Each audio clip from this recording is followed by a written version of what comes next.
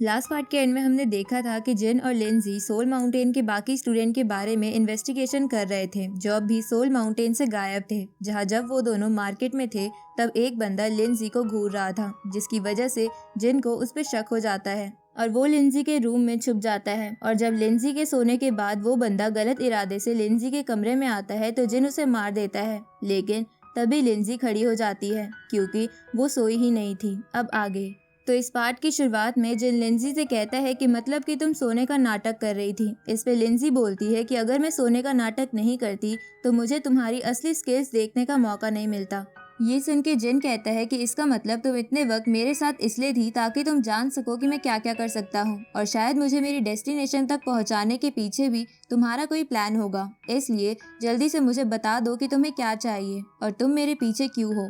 इस पे लिंजी जिन के पास जाते हुए उससे कहती है कि मैं चाहती हूँ कि तुम स्पिरिट माउंटेन का स्टैचू मेरे लिए लेकर आओ। ये सुन के जिन लिंजी से कहता है कि मुझे तो लगा तुम्हें किसी खास चीज में इंटरेस्ट होगा, पर तुम्हें तो एक बेकार सा स्टैचू चाहिए। ये सुन के लिंजी बताने लगती है कि वो स्टैचू बेकार नहीं है, पर वो अचानक से चुप हो जाती है और जिन से बोलती है कि तुम्हें इन सब बातों पर ध्यान देने की जरूरत नहीं है, तुम बस मुझे वो स्टैचू लाकर दे दो तो मैं भी तुम्हारे साथ अच्छे से बिहेव करूंगी। इस पे जिन लिंजी से कहता है कि मैं तुम्हें स्टैचू लाकर दे दूंगा तो तुम्हारा क्या भरोसा कि तुम उसे लेकर चली जाओ और मेरा काम ना करो। इसलिए सबसे पहले तुम कुछ ऐसा करो कि मुझे तुम पर भरोसा हो। अब ये बोलकर जिन वहाँ से चला जाता है, जहाँ अपने रूम में जाते हुए जिन सोचता है कि मैंने लिंजी जैसी ब्यूटीफुल लड़की नहीं देखी, पर मैं उसके जाल में नहीं फंसूंगा। तभी जिन अपने रूम में पहुंच जाता है, पर उसे रूम में आने के बाद पता चलता है कि उस रूम में एक ज्योग्राफिकल ट्रैप बना हुआ है। अब ये जानने के बाद भी जिन रूम में आ जाता है क्योंकि वो तो खुद ही ज्योग्राफिकल फॉर्मेशन का जीनियस है, इसलिए कोई चाहकर भी ज्योग्राफिकल फॉर्मेशन से उसका कुछ नहीं बिगाड़ सकता। उसी वक्त जिन के नीचे एक फॉर्मेशन बन जाती है और उसके सामने रूम में छुपे दो सैनिक आ जाते हैं जो जिन से कहते हैं कि ये फॉर्मेशन किसी सेंट वॉइड कल्टीवेटर को भी कैद कर सकती है, इसलिए कोई भी चाल चलने की कोशिश मत करना क्योंकि सिटी लॉर्ड ने तुम्हें बुलाया है, इसलिए चुपचाप मेरे साथ चलो। ये सुन के जिन उनसे कहता है कि मैं कुछ नहीं करने वाला क्योंकि मैं वैसे भी स्पिरिट माउंटेन का एक आम सा स्टूडेंट हूँ। अब जिन ये बोलकर खुद ही नीचे गिर जाता है ताकि उन सैनिकों को लगे कि जिन फॉर्मेशन की वजह से गिरा है। ये देखकर वो दोनों सैनिक आपस में बोलते हैं कि ये तो आम सा बच्चा था, तो सिटी लॉर्ड ने इतनी पावरफुल फॉर्मेशन का इस्तेमाल करने को क्यों बोला था। इधर जिन अपने मन में सोचता है कि ये बकवास बंद करो और मुझे जल्दी से सिटी लॉर्ड के पास लेकर चलो। थोड़ी देर बाद हम लिंजी को देखते हैं जिसे लग रहा था कि जिन के साथ एक नाइट बिताने से शायद जिन को उस पर भरोसा हो जाए, इसलिए वो जिन के रूम में आती है, पर वो भी उस फॉर्मेशन को महसूस कर लेती है। इस तरफ हम जिन और कुछ स्पिरिट माउंटेन के स्टूडेंट्स को एक बड़ी सी फॉर्मेशन के अंदर देखते हैं, जहां जब जिन उन स्टूडेंट को देखता है तो वो समझ जाता है कि स्पिरिट माउंटेन के बाकी स्टूडेंट को सिटी लॉर्ड ने पकड़ लिया था।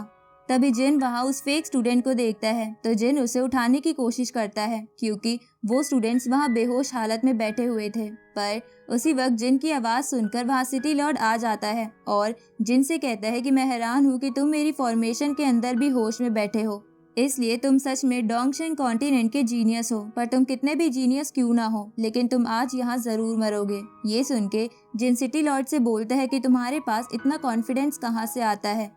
इस पे सिटी लॉर्ड कहता है कि तुम्हारे लेवल की वजह से जो इतना लो है। इसके बाद सिटी लॉर्ड जिन की पावर निकालने के लिए कई सारे एन्चेंटेड पेपर्स का इस्तेमाल करता है, लेकिन उनसे जिन को कुछ फर्क ही नहीं पड़ रहा था। ये देखकर सिटी लॉर्ड को कुछ समझ नहीं आता। तभी जिन उस सिटी लॉर्ड के फॉर्मेशन को खत्म कर देता है और उसके एन्चेंटेड पेपर्स को भी डिस्ट्रॉय कर देता है, जिसके बाद जिन अपनी स्पिरिचुअल चेन की मदद से सिटी लॉर्ड को बांध देता है, जिसे देखकर सिटी लॉर्ड जिन से पूछता है कि तुम मेरे फॉर्मेशन से बाहर कैसे आए। उसी वक्त बेहोश हो चुके स्टूडेंट्स को धीरे धीरे होश आने लगता है। तभी उनमें से वो फेक स्टूडेंट जिन से कहता है कि सिटी लॉर्ड सेंट वॉइड लेवल की पीक स्टेज पर है, इसलिए तुम उससे संभल के रहना। इधर जिन सिटी लॉर्ड से बोलता है कि मुझे तुम जैसे लोग बिल्कुल भी पसंद नहीं हैं जो कल्टीवेशन के लिए इंसानों का इस्तेमाल करते हैं। तभी सिटी लॉर्ड अपनी इमोर्टल गार्ड सील की मदद से उन चेन्स को तोड़ देता है। ये देखकर जिन सिटी लॉर्ड को फिर से पकड़ने के लिए रेन ड्यू स्पिरिट टेक्निक का इस्तेमाल करता है, लेकिन सिटी लॉर्ड अपनी सील की मदद से उससे भी बच जाता है। जिसके बाद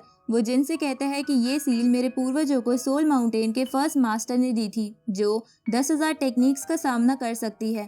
इसलिए तुम चाहकर भी मुझे अब नहीं हरा सकते। इसके बाद सिटी लॉर्ड अपनी सील से जिन पर अटैक करता है, लेकिन जिन उस एम्परर की खास स्वॉर्ड से सील को रोक लेता है। साथ ही सील और स्वॉर्ड के टकराने से एक इम्पैक्ट होता है, जिससे सिटी लॉर्ड भी पीछे हो जाता है। जिसके बाद वो स्वॉर्ड को देखकर जिन से कहता है कि तुम्हें मारने के बाद मैं इस स्वॉर्ड को भी लेके इस सील के साथ मर्ज कर दूंगा। जिस पे जिन बोलता है कि तुम ये डिजर्व नहीं करते। इसके बाद जिन फीनिक्स स्पिरिट से सिटी लॉर्ड पर अटैक करता है, लेकिन वो उसे उसी सील से रोक लेता है। उसी वक्त सिटी लॉर्ड पर पीछे से लिंजी अटैक करती है, लेकिन सिटी लॉर्ड उससे बच जाता है। इसके बाद लिंजी जिन के पास चली जाती है, तो जिन उससे पूछता है कि क्या तुम यहाँ इसलिए आई हो ताकि मैं तुम पर भरोसा कर सकूं। इस पे लिंजी बोलती है कि अपनी बकवास बंद करो, मैं तो यहाँ इस पागल सिटी लॉर्ड को पनिश करने आई हूँ।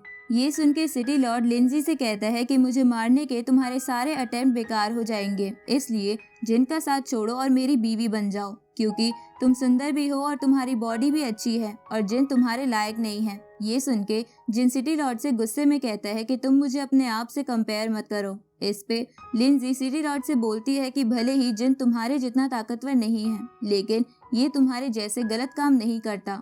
इसके बाद लिंजी अपनी घोस्ट बटरफ्लाई टेक्निक से सिटी लॉर्ड के पीछे जाकर अटैक कर देती है और जिन भी आगे से अपनी निर्वाणा फायर का इस्तेमाल करते हुए सिटी लॉर्ड पर अटैक करने लगता है। लेकिन सिटी लॉर्ड अपनी सील की मदद से एक शील्ड बना लेता है, जिससे उसे कुछ नहीं होता और जिन से कहता है कि जब तक ये सील मेरे हाथ में है तब तक तुम मेरा कुछ नहीं बिगाड़ सकते। उसी वक्त सिटी लॉर्ड जिन और लिंजी को पीछे कर देता है और लिंजी पर अपनी सील से अटैक कर देता है, लेकिन जिन लिंजी को बचाने के लिए बीच में आ जाता है और इसी के साथ ये पार्ट यहीं खत्म होता है।